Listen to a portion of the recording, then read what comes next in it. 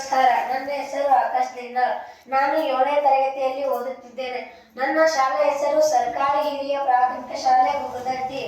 ನಾನು ಇವತ್ತು ಸಸ್ಯಗಳಲ್ಲಿ ಸಾಗಾಣಿಕೆ ಬಗ್ಗೆ ಹೇಳುತ್ತೇನೆ. ಎಲ್ಲಾ ಜೀವಿಗಳಲ್ಲಿ ಸಾಗಾಣಿಕೆ ನಡೀತಾನೆ ಇರುತ್ತೆ. ಹಾಗೂ ಸಸ್ಯನು ಒಂದು ಜೀವಿ ಆದ ಕಾರಣ ಸಸ್ಯಗಳಲ್ಲಿ ಸಾಗಾಣಿಕೆ ನಡೀತಾನೆ ಇರುತ್ತೆ. ಸಸ್ಯಗಳಲ್ಲಿ 2 ಅಂಗಾಂಶಗಳಿವೆ. ಒಂದು ಜಲವಾಹಕ, ಇನ್ನೊಂದು ಆಹಾರವಾಹಕ.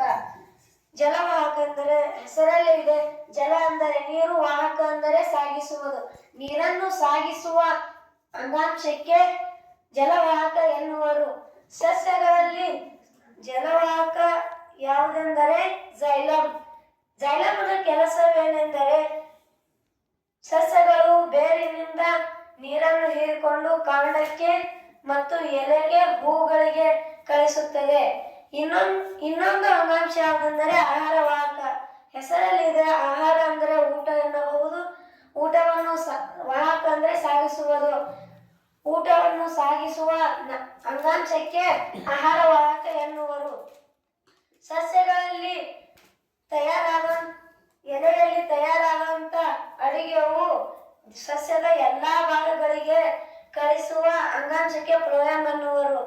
ಆಹಾರ ಹೇಗೆ ತಯಾರಾಗುತ್ತದೆ ಅಂದರೆ ದ್ವಿತೀಯ ಸಂಶ್ಲೇಷಣ ಕ್ರಿಯೆಯಿಂದ ತಯಾರಾಗುತ್ತದೆ.